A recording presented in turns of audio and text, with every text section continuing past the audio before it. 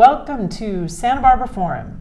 My name is Phebe Mansur. I am a local Goleta resident and small business owner, and today we're talking about Goleta Round Up. And with me I have two Goleta residents. To my right is Mark Preston. Tell us about yourself. I'm Mark Preston. I'm a resident. I have lived or worked in and around Goleta since 1966. I love the place. My brother went to school here, and I dropped him off at Campbell Hall at 7:30 one morning in September 1965, having never been here. I came back 4 hours later, and I didn't know what to do, so I went to a coffee shop on the corner of Hollister and Fairview and decided this is where I wanted to live. This is where I'd want to go to school, and I've been here ever since. The other thing of note is my business was in Goleta. I worked for Applied Magnetics for years. Okay. Traveled the world, everywhere from Malaysia to Singapore to Japan to Korea to Dublin to Copenhagen and Belgium. And so I got a good flavor for the world, and I would always come back here to Goleta. So this is where I choose to be. This is where I want to be. And I have a good deal of history about the way things were. Now, you mentioned that we have met before. Yes, I worked for 5 years at Reson, which is over by the airport. Reson, yes. And you were one of the vendors we had right there, and doing the publications and the technical manuals. You know, it wasn't just like coffee service; it was like technical manuals. So it was a pretty exciting time. What a small town. Now, you are also, I see you've brought your book. Tell us a little bit about your book. The book started off as a 500-word essay on the impact of the Gaviota Pass on Santa Barbara's transportation system. 6, 8, 10, 12 months later, it was a book. I had so much stuff, I had to publish it. And so it has been available in Chaucer's, the Historical Museum, and the Goleta Valley Historical Museum, but it's also on Amazon.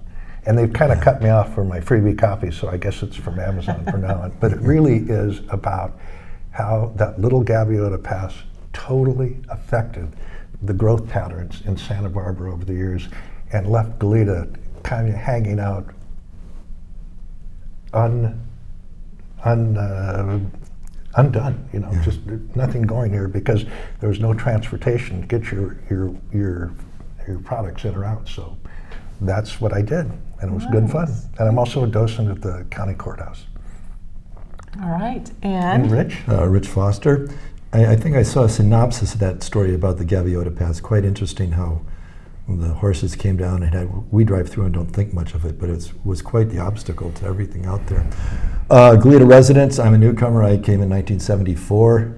I came out to set up a business for my parents. I was a general contractor, and then for the last 15 years I've been writing novels, putting things to work. And I knew you were familiar to me because I was in about 45 different countries, so I'm sure we passed each other in some airport or on some street. I have bumped into people I know, but so I like traveling. I like writing novels, fictitious novels, a detective.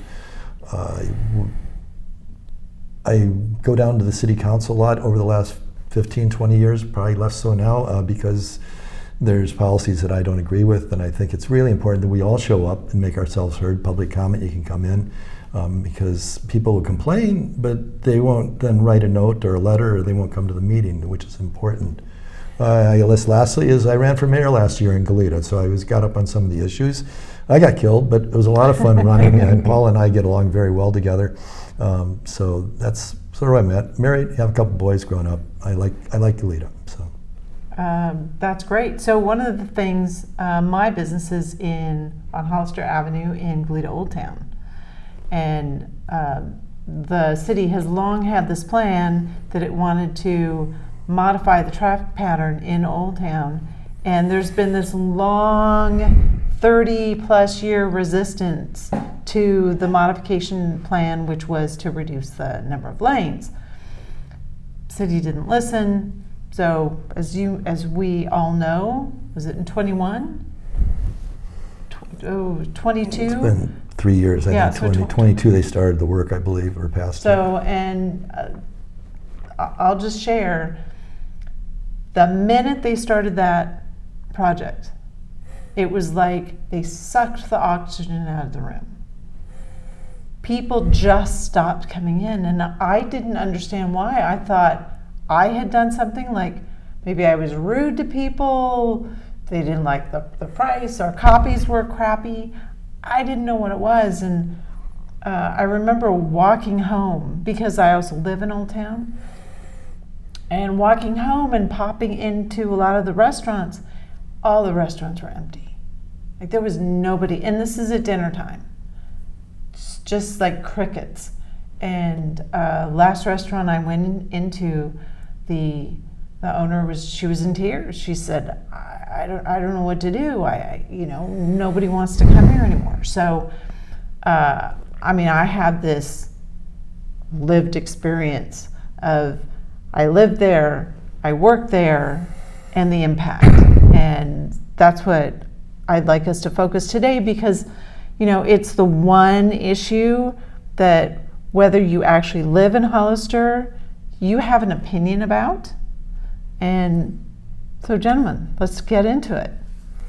Well, my question would be to you, has there been any even marginal improvement over the last several months? Because this has been going on for years. None. No improvement? None. Hasn't changed at all. No, I've not seen any increase. Are you talking about business, or are you asking about his traffic improved? I was talking about the business. The business, Oh, yeah. No, it hasn't changed. I know some other business people in there that I have coffee with who said they're still off by quite a bit. And part of that is, the goal of the city was to drive traffic out of Old Town. They said 30% of the traffic was drive-through, and before they started, they had 14,000 some odd trips a day, and the work knocked it down to 12,000 trips a day, which was less than they were hoping for, but it drove the number of trips through the neighborhood up something like 600 trips a day. So people are trying to get it going around. The question is, when you're trying to drive people out of an area, are you driving out the people who are driving through, or are you just driving the people out?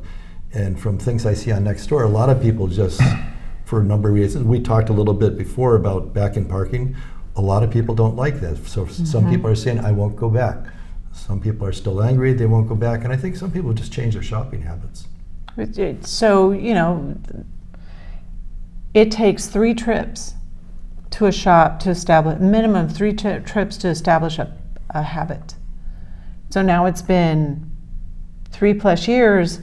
All of those people who are the regular customers, they already have new habits. So anybody that I see coming in new, they're new. It's not, hey, I used to come here and now they've finished this project and now I'm coming back. They've already got a new favorite print shop or a new place they're doing shredding. So I have an analogy that really is an excellent analogy, and that is, I lived for 34 years in San Ynez Valley, even though I worked here. That's because I could never afford a home in Goleta, but that's for another program altogether because things are expensive here. But the city of Solvang went through the same exact soul-searching issue about that stretch of 246 from the edge of Solvang towards Buellton till you get to the high school, because that road blasted in and it blasted out, but it hit Solvang. And so they constantly were trying to find ways to fix the traffic so that more traffic get through, so that the businesses would thrive, so that they would look better and the problem was the street was only X wide. There just wasn't the real estate to do it, and that's the problem with Goleta. The best thing to do to satisfy everybody would be blow up all the sidewalks and move everything back 35 feet, but you can't do that. That's not going to happen. So the problem, there's several problems that they were dealing with that are different levels to different people. So one of them, it was absolute hell on a bicycle in downtown Goleta, in Old Town, to get across there. I'm not a big bike guy, I don't wear the fancy clothes, but I've ridden a bike down there. And if I had a child that was 12 or 13 years old, I'd be counting the days when I could trust him to make it over Patterson, you know, from the Calle Real side and across there, because that stretch, that on a bicycle, that stretch from Patterson to the freeway was just absolutely terrible. And so that was a huge problem. The other problem was that people don't think about enough, but Dearborn Place is that area off there, and I rough cut it a couple times. I would say there's probably 225 homes there, plus or minus 25. Pretty big, and it's always been pretty big. It was horribly planned initially, but all the people that did that, this is the early 60s, so they're not even with us anymore. We can't even drag them down and say, what did you do? So when you looked at Dearborn, you got 250 houses there. Every time they wanted to go to San Marcos High or downtown or anywhere, they had to come out Dearborn, turn right onto Hollister, and hang a U-turn at Kellogg. That's 250 homes. If you only had them do that 4 times a month, that would be 1,000 U-turns a month, and I know it was quite a bit more than that.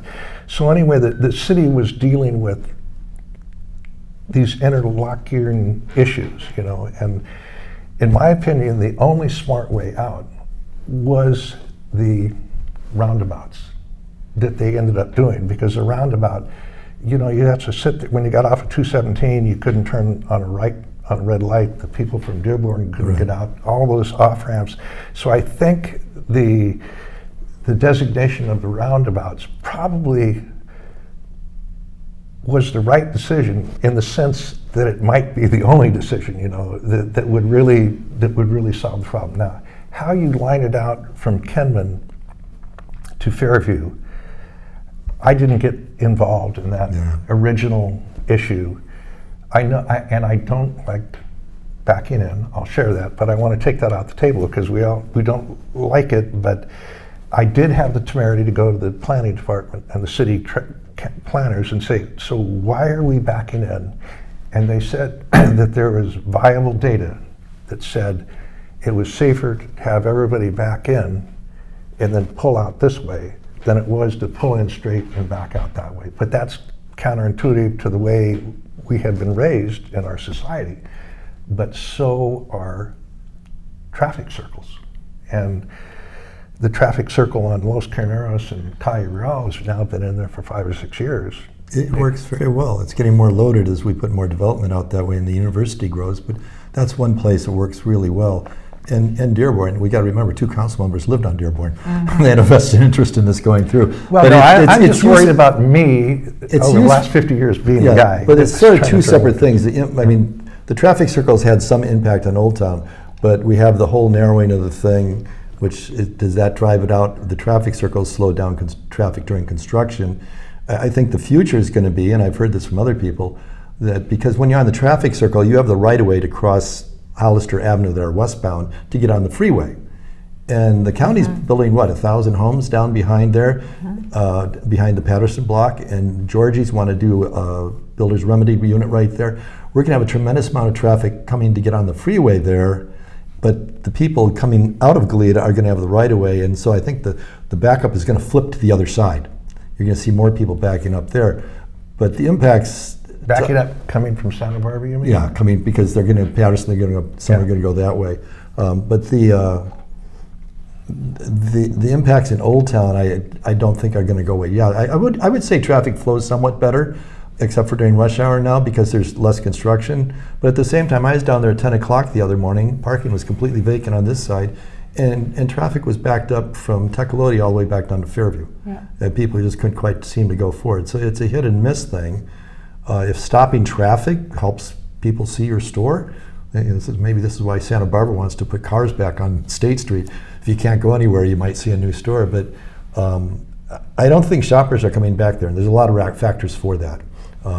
Convenience, bad press, not liking the parking, developing new habits.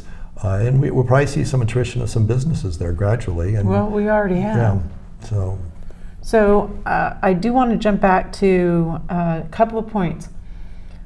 First of all, There were other plans that were proposed that would have retained all 4 lanes and a bike lane.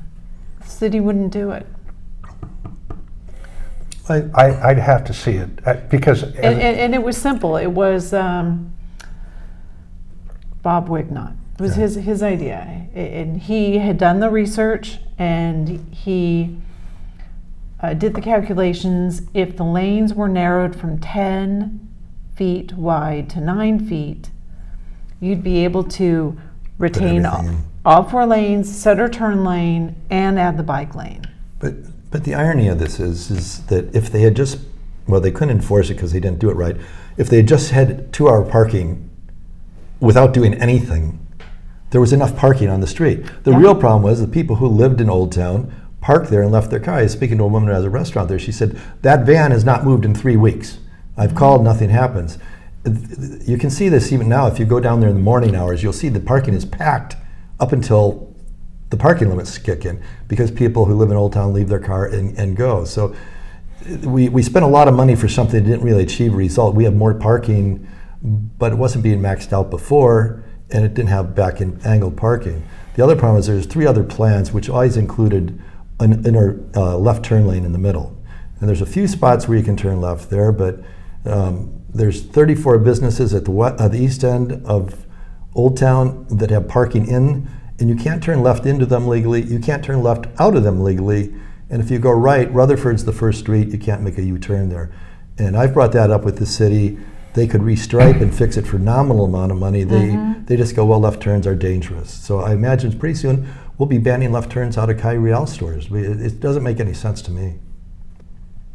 I agree with you. You know, it's off-putting. My friend Grace lives over on Orange, and she doesn't come to the store anymore because it's inconvenient. She'd have to go all the way down to Kinman, do a U-turn, come back. And do a U-turn to get... Well, it was illegal to make a U-turn at Kinman until the buses were trying to get out of the community center after they restriped. And so would then that they be took away the permanent? U-turn. It was there. It was already there. It was always there. They took it down. But at Rutherford, yes, you cannot make a U-turn to go back east. No. But you were a historian. I don't know if you know anything about this. Because I think that we went through this before. Wasn't there a point in time way back where they narrowed Hollister for a bit, and then they widened it again, and they tried different kinds of parking? But I don't know if you've read up on any of that or not. I've seen some articles from Hollister, Tom you mean McDougall. in Old Town? In Old Town, yeah. No, I don't. I just remember Old Town being pretty much Old Town. the same Okay. since 1960s. Yep. Up until the recent reconfiguration. And full disclosure, I was not involved in discussions about how they reconfigured that. But many's the time, because I've heard these discussions, I mean, I really am a caring person. Yeah. And like I spent 10 years on the General Plan Advisory Committee in San Ynez Valley, where we got to listen to people argue about how many horses they could have on their property. So I've heard it all. And so every time I would go downtown the last few months, whether I was coming from Fairview or coming from the other side, I would try to gauge the flow of traffic to see if it was appreciably different. Quite frankly, and it's subjective, I don't see it be appreciably different. If anything, it's slightly better, because in the old configuration where you had 4 lanes, if somebody did want to turn left, it would kind of... Well, we had a left turn lane on all the original plans, and they did away with it. Yeah, we reduced the traffic volume by 15%, so it better be better. If it's not better than the original plan, they did manage to get the average speed down from 31.5 miles an hour to 28 miles per hour. So in that idea, that was, it would help pedestrian safety. Unfortunately, that's not true. We've had deaths there that we didn't have before, but those, you can't put a lot of stock into 1 or 2 accidents. But the pedestrian crosswalk light down by Los Altos? It's yellow signals. It's really high, and at 5 o'clock in the afternoon, with the sun in their eyes, you will get killed walking across that street if you trust the crosswalk light, because people don't see it up there. It's not bright, and I've brought this up because the one up by the community center is red. You see it, you stop, and I almost got nailed there twice, and I was aware of this. The problem with one of the community center, and they may have changed this by now, it's on demand. So every time a pedestrian comes up and pushes the button, it changes. So during the rush hour, if you got bus dropping people off, there's a tendency for traffic to back up there simply because you need a little bit of a lag. Pedestrians have to wait if cars are going to wait too. You got to work it out a little bit.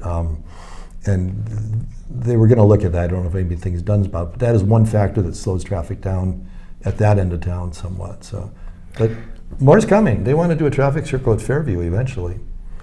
And I really feel for the businesses down there if there's a linkage between what happened and I can't imagine that being it's an unforeseen circumstance. I mean, I don't see how they could have not foreseen that when the businesses have been saying for years, if you do this, you're going to hurt our bit. They've been telling them this is a bad thing. Please don't do it. So the other thing that's happening that I don't know the impact of, and maybe you guys, because I really can't effectively guess, is I've been watching the infrastructure and the Equal extension from Kellogg to Fairview.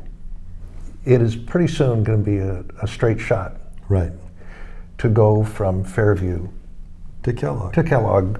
Kind of behind the UPS thing. So I don't know whether that loosens things up or improves things or makes them worse. I have a friend, she has posted on Nextdoor about this the other day because the city keeps saying it will accelerate traffic to the airport. Well, if you're going to the airport, you're on 217, or you're getting off the freeway, taking that, or if you're on Hollister going towards Old Town, you turn right on Fairview.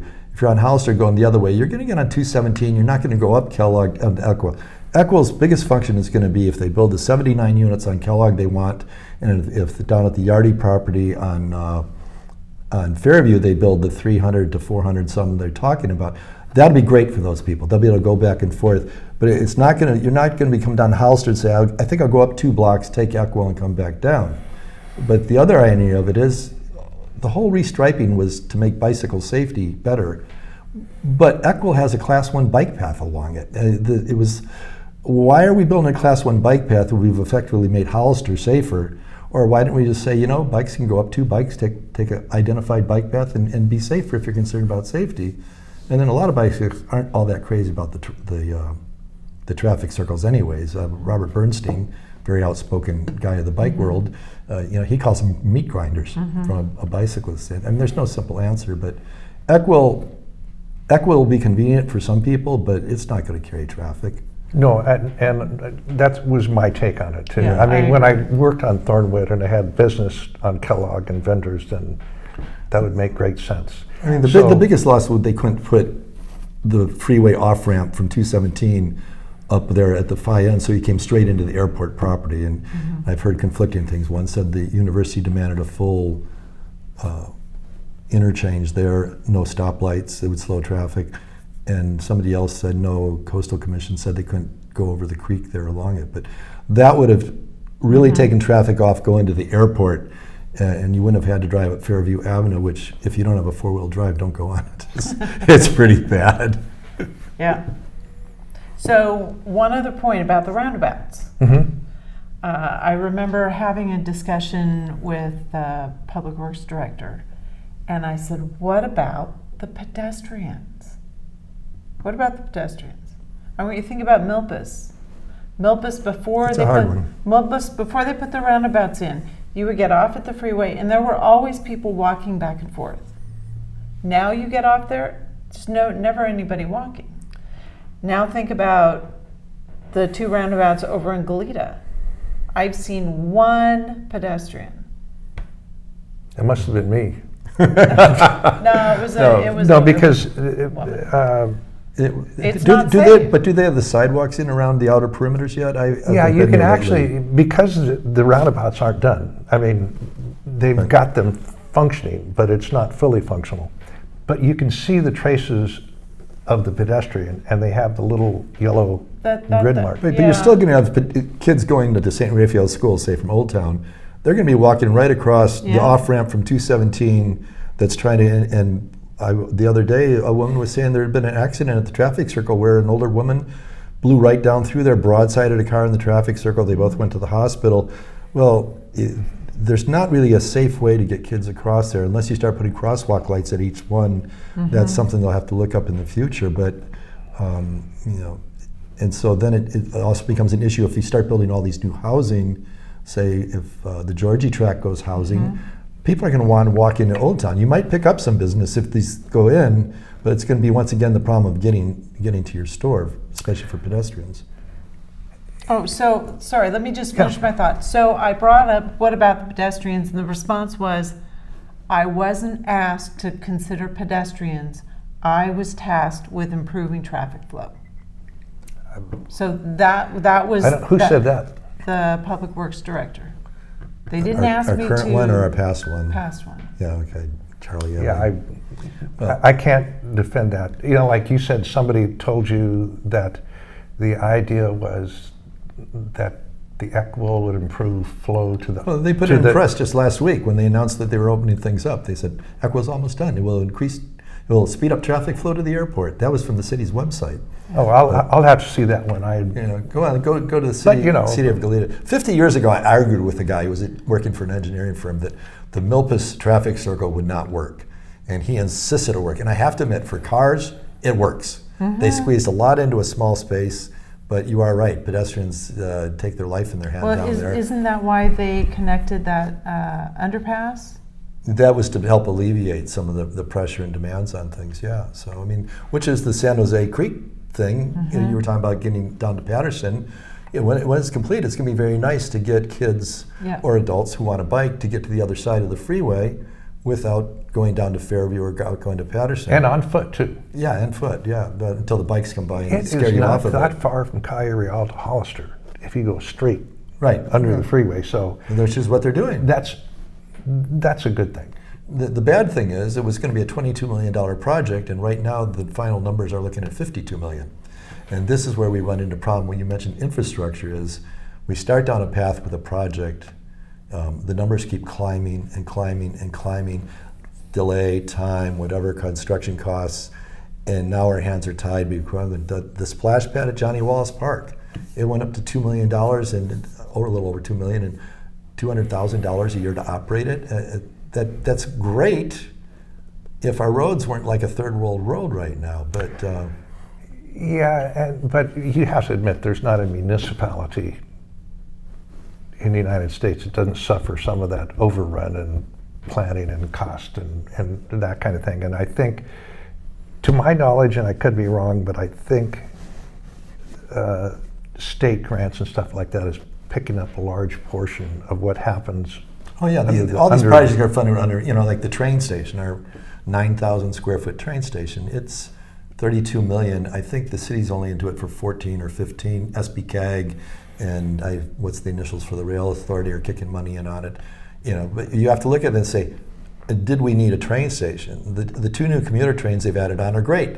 I've been up there, 55 people or so get off there every morning. I talked to the bus drivers for the last mile group because they now have buses that'll take you to Old Town and out to the university, which I'm sure the students like, or up to the Camino Real Mall. And so that train's getting great usage, but they didn't need a station for that. They didn't need to spend $32 million with our money and SBCAG that could have gone elsewhere because 2 million people in New York commute off of platforms just like what we had every day. So some of my complaints with what's going on in Goleta is the choices we make on what we build. Do we need a train station or do we need Fire Station 10, which won't happen because they're waiting for the memorandum of understanding with the county to expire, and they hope to make the county pay for it. But it's moving forward when sometimes it seems like some of these projects, like Project Connect, start moving, they start getting this energy, and then things get paired off the project that were supposedly promised in there on the thing. The train station was going to have a restaurant. It was going to have showers, which was probably the dumbest idea I've ever seen out of them, because the homeless people would love it. But yeah, now it doesn't have a restaurant. It's not even going to have a grab and go. In 2 years, they hope maybe somebody will be interested in doing it. Well, we need some alternative thinking. What if you just told all the food trucks, you can come down here before and after the trains and do business? We would have had the restaurant. That's a great idea. We could bury. So it's more a matter of when you look down the road. If you go to the city's website, they have 91 future an ideal world of projects they would like to do, and yet year after year for the last 20 years, they've underfunded the amount of money it takes just to keep our roads from degrading. We've gone from 70, and I think we're down to a pavement index of 57 right now. And Yes, and I agree with you. The road conditions in Goleta are not ideal. Part of the thing is you've got to represent yourself to the council, and sometimes you got to be the squeaky wheel, because there is a stretch of pavement between Marbury and Berkeley that everybody takes to get to Trader Joe's. It's the end of Cambridge.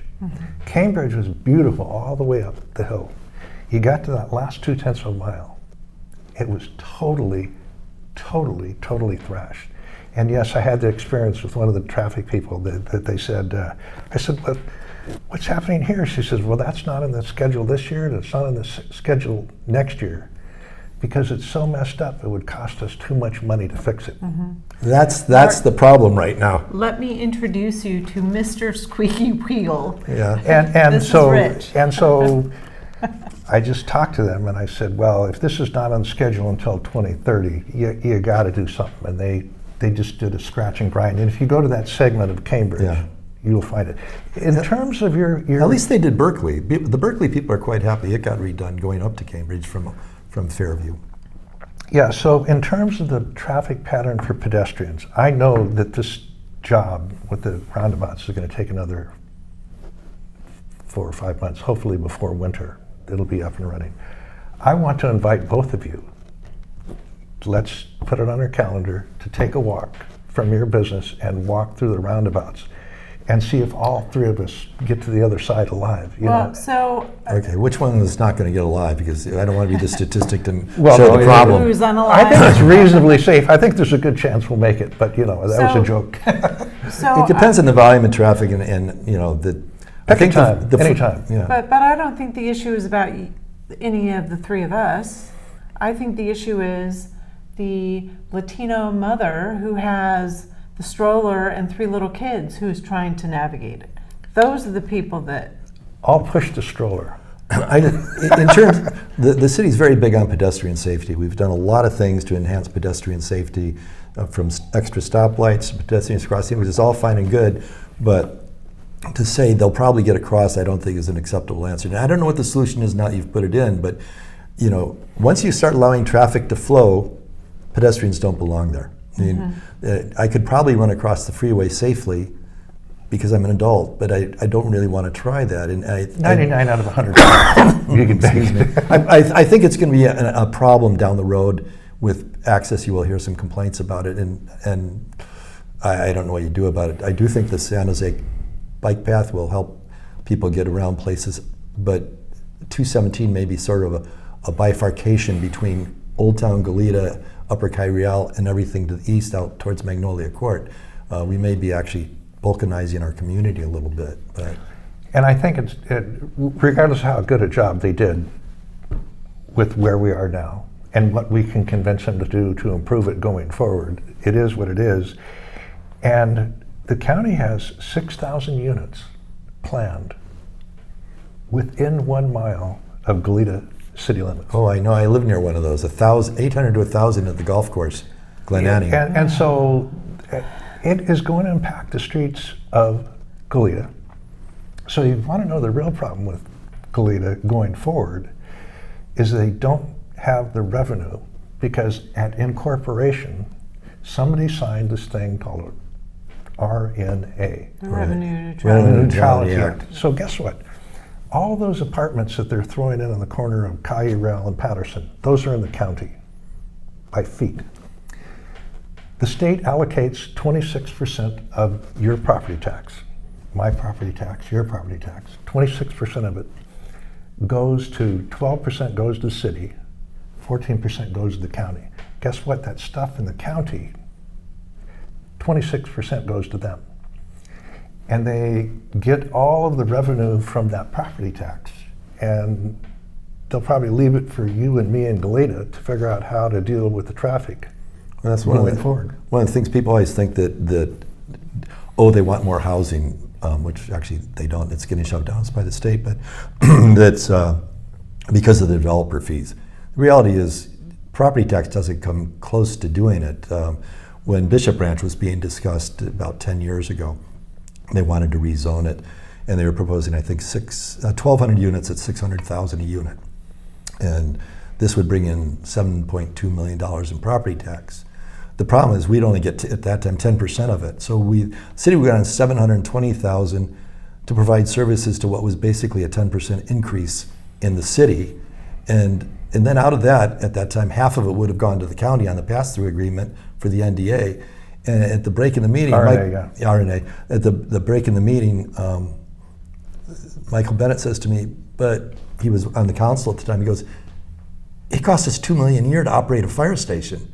I said, yes, you cannot afford to build these because you're bankrupting yourself with each new house you put up. That the money's not coming from there, it's gonna have to come from somewhere else. And as a planner of many years, I've gone through all the studies, and residential housing will never pay for itself. Yes. It does not pay for itself. Cities are supported by what they get out of your business and Costco and Market, and yes, your property tax, but here is the problem. Goleta only gets 5% of its property tax. Buellton gets 15.6. Lompoc gets 16.5. Santa Barbara gets 12. Goleta gets 5.11%. That is why we can't keep up the roads. And then the county is going to build all of this stuff on both ends. And everybody's going to go to Trader Joe's because that's where we got to go. Everybody's going to go to your coffee shop. the infrastructure by maintenance is going to fall in Goleta without the revenue from it. Yeah, and except for sales tax. Yeah, and so that's just tragedy. So, because the county can amend that, and I've been working on this problem for 3 years, and they opened up all their books for me and gave me all the information I wanted. And I said, this is not right. And they kind of put their hands over their ears and said, the county's not going to give any money away. I mean, when Roger Sevis ran for supervisor, he said, I want to look at the revenue neutrality. But once if he would won and got on, his obligation would have been to hold on to as much money as he could for the county. I mean, that's how it works. And I have talked to people in the city that lawyers have told them, you are not going to break this thing. You could go to court, you're not going to break it. It's only the goodwill of the county that will ever do it, and they've got their own financial problems. They do have financial problems. Yes.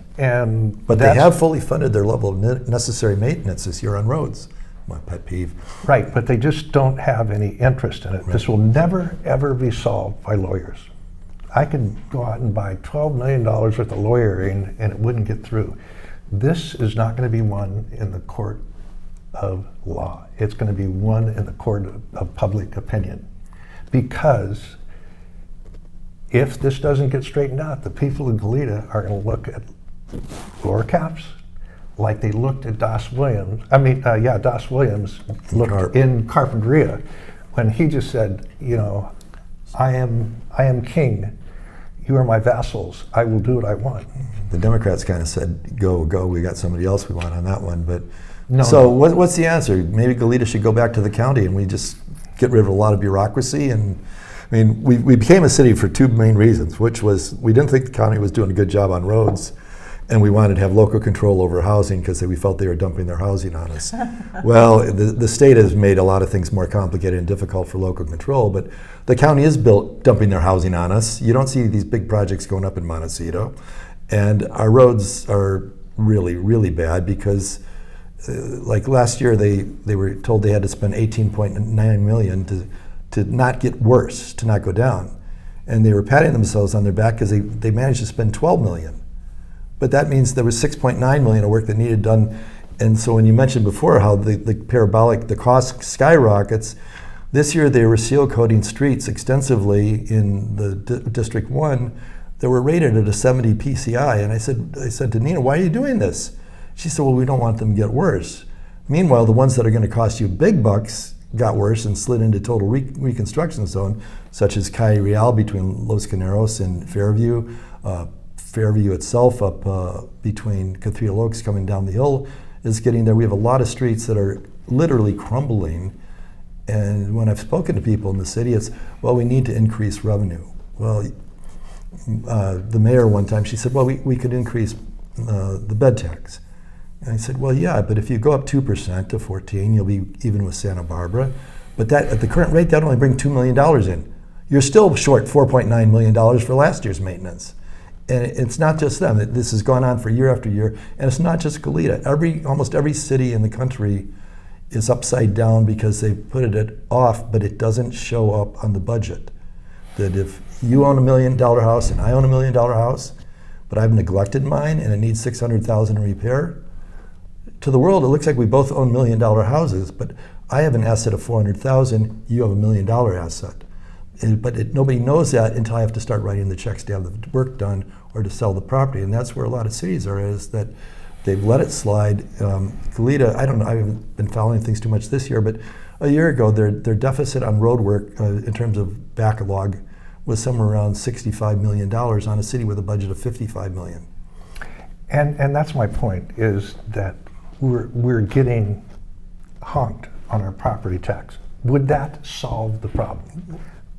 Probably not, but it would be a step forward. No, it would, and that money is really the money after you go through all the overhead and all of this stuff.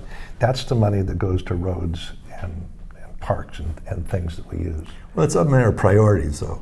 You know, my view when I was campaigning last year, I talked to people that on social issues I may not have agreed with, but I said the basic function of local government is to take care of what you got. Infrastructure. So what do we have? We have a pedestrian path over at Lake Los Caneros that people love, the zigzag path. It got closed in 2020, and then they said, well, it's too much to do anything about it. Meanwhile, we restarted our train station.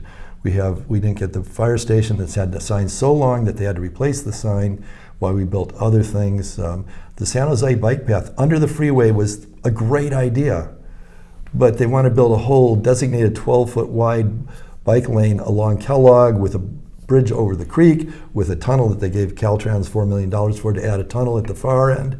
And on the other side, they want to do a designated bike path. You got to at some point say, you know what?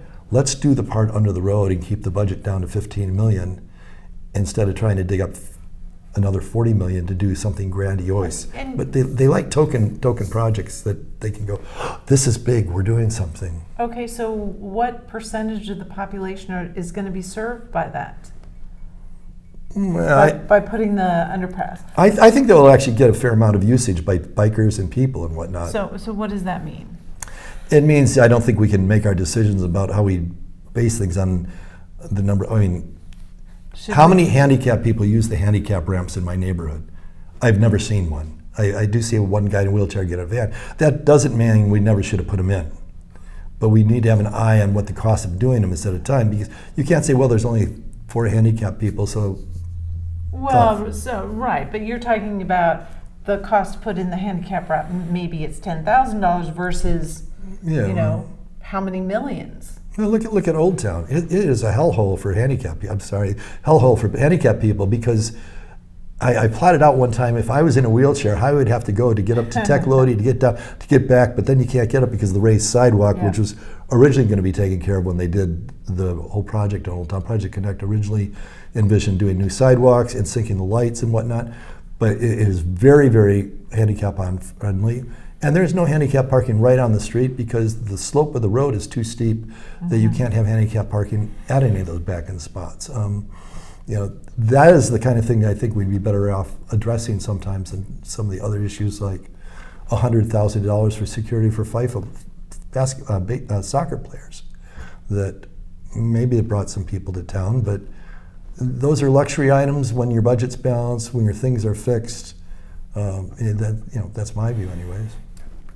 I'll agree with you. It's a matter of priorities and what you spend your money on. So I'm looking at it as you got 2 things, like what do we spend the money on, and are we getting our fair share? Because the state policy published in March of 2026 says municipalities get 12% and the county gets 14%. So let me ask. But what would it take to change that? Because I'm not. Well, so before we get into that, let me ask. If you think that the city received another 10%, do you think that it would be spent on roads?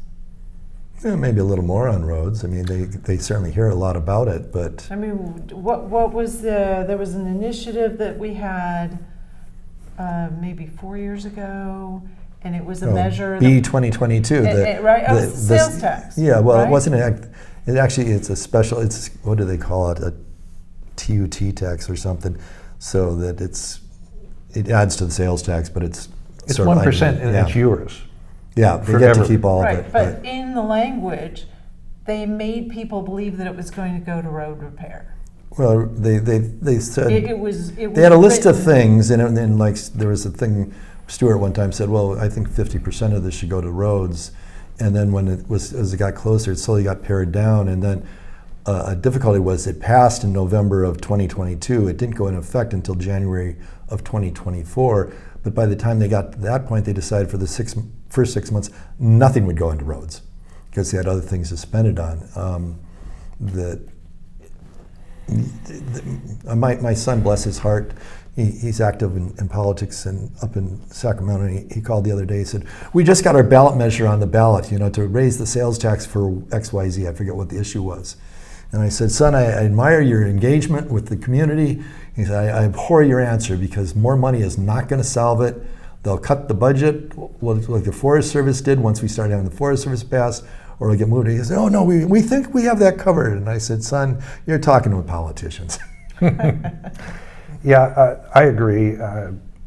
But having more money, democracy, you get what you deserve, right? So if we got the more money, we just have to be careful to make sure it went to the places that it's supposed to go to. And to think about how much money it costs to get the people through the San Jose bike path and, down Kellogg, yeah, that is an expenditure for a smaller number of people, but theoretically it improves the traffic flow because they're more out of the way.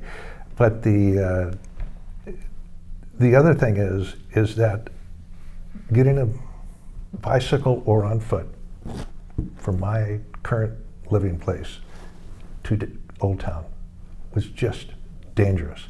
So how do you value the fact that this might end up saving 3 lives per year or something like that? I think that, like as I said, the undercrossing I'm in favor of, but on the south side, if you go through the traffic circle and turn right on Ward Drive, you've got a street that has a bike lane painted on it all the way down to what's the trail at the far end? I forget the name of it. The Tascadero.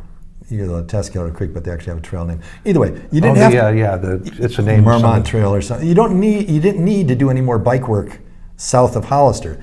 That's money you could have either put into bike work elsewhere, you could put it into roads, you could put it in whatever you want.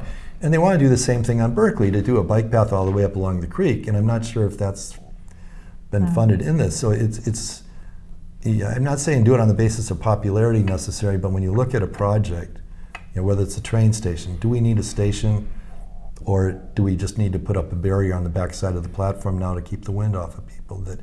But I'm not sure how you get people engaged. Believe me, that you go to a city council meeting and there's the same 5 people there half the time. Some people will send a letter in sometimes. Even the only time you see people when it's a really hot button issue, that I'm not sure how you get their attention to listen to the masses.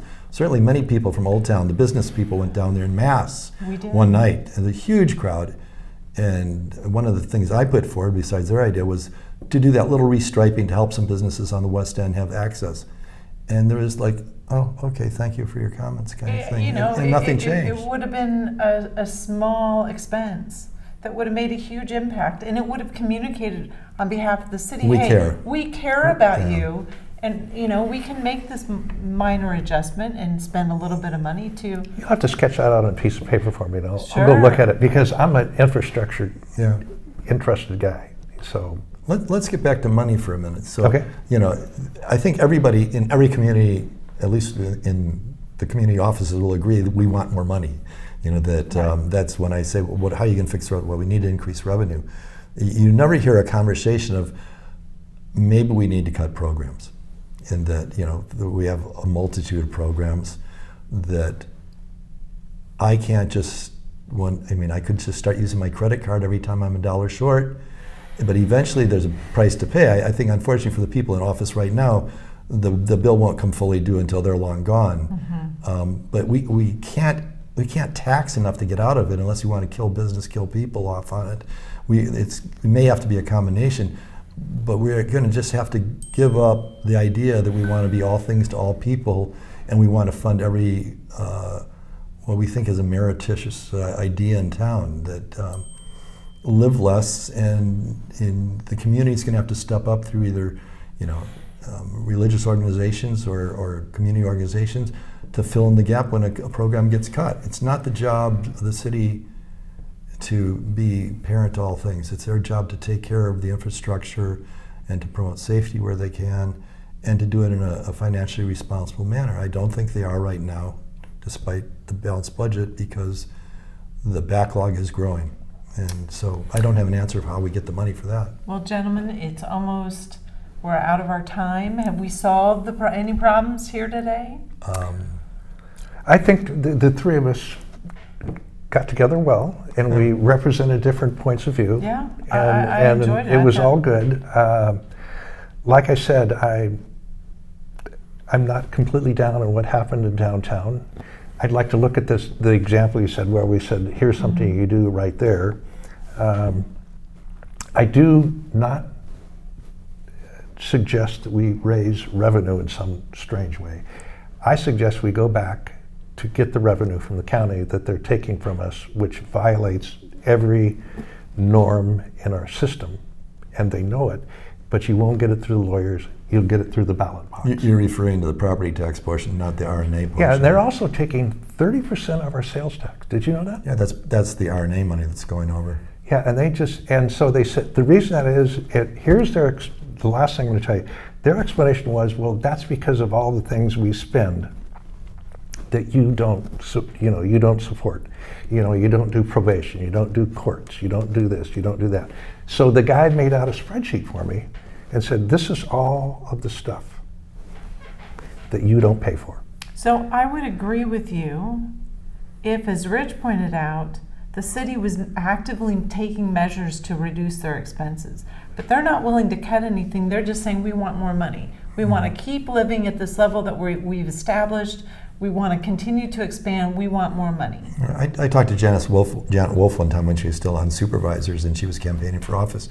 And I said, the only way I see the RNA going away, because the lawyers have all said it can't happen, I said, what if they sued on the basis of, yes, you deserved all the money from what was here at the time, but things have gone in since, like the Camino Real Mall, or some of it, Costco, Bacara, and whatnot, and all the new housing, that shouldn't all be going away, because the Goletans are the ones taking the impact, the traffic, and the cost of maintaining a lot of that. And I said, I think that is something that could go forward in the court. She said, that's an interesting idea. And the idea wouldn't be to go to court. The idea would be to put enough pressure on the county where if we did lose, we'd lose it all, to say, okay, let's start talking about it. What were we actually giving up dollar-wise? Because as soon as you get lawyers, now you got more money, and that's like good money. Let me finish the one point. I told the guy spreadsheet, and he said, okay, this is everything we spend. It's not covered by the municipalities. I said, okay. He said, this is the population of Goleta. Okay. Here's the population of Santa Barbara County. Okay. Then as a proportion of that, then you get 7.8%, I forget the exact name, of this negative number. And I said, well, that looks like about $11 million. And $11 million it was from several years back. That $11 million is exactly what you got if we blew up everything and you took the 14% the state gave you in the first place. That's it. So my last point is, you're not going to beat the RNA in the courts. No. You're going to beat it in the court of public opinion. I don't think we'll be it there, but that property tax thing, I think you have some interesting issues on. But we still have to come back, is that if we want to start fixing things, not just roads, but sidewalks, trees. They do a good job on, Parks does a great job taking care of what they got. The tree companies we have right now really do a nice job pruning them, but sometimes the attitude is, it's a problem, let's just turn our heads away. And I'd like to see more commitment towards saying, okay, let's put some numbers on this. How are we going to get back on track? I'll agree to that. Okay, well, I think we... And I would, for me as a business owner and resident in Old Town, I'd like to see more responsiveness from our elected officials and from staff. When I sit down with my elected official and I show, here's my numbers from this year compared to this year, and you can visibly see the decrease, and then, it's just so disrespectful. So I guess the only thing you can do is get a hold of their budget and go with them line item by line item. Elect new people? The things I'm complaining about don't show up in the budget. Yeah. Because if the roads are falling apart, they don't show up in a budget. They don't show up in the budget until you set the money aside for doing some work. But the fact that you're getting further doesn't show up. But we got council members. They're dedicated. They're doing their thing. They do put in a lot of work. I disagree with them on policy on a lot of issues. Some of them are very, very responsive. I have ones I've sent emails to, never heard anything back. But kudos to James, who I don't always agree with, James Kiriakou. He's very good at meeting with anybody who wants. Stuart Kasdan's been very good communicating with him, and Jennifer Smith, who just came on, has been really good getting back and forth on it. And Mayor Perotti and I get along well, but there needs to be more focus upon what do we do in the future. Where are we going to get there? So we do have to close it, but I have one thing that I want to share. Okay. On Pine Avenue, I heard a rumor that they were planning on adding sidewalks. And part of adding sidewalks, they were going to remove all the trees and vegetation along the mobile home park there. And so the residents had gone in and had met with staff, and Councilman Michael Bennett saw us leaving and said, hey, why was Phoebe here? And the staff person was really angry and saying, we're going to put in that sidewalk whether they want it or not. And Michael Bennett said, no, don't do that. Go do another project where people want it. And I hear we're closing out. 30 so seconds. I'm going to have to wrap that up. Where can people buy your book? Quick. Amazon.com. It was in Chaucer's, or they're running out, and they're running out at the Historical Museum. Amazon.com. Type in ADX Praxis. You'll get me faster because there's other ones. So, Mark Preston, thank you for being here. Rich Foster. Thank you. Pleasure. My name is Phebe Mansur. Thank you, Mark. I own Copyright Printing in Goleta Old Town. Come down and see us.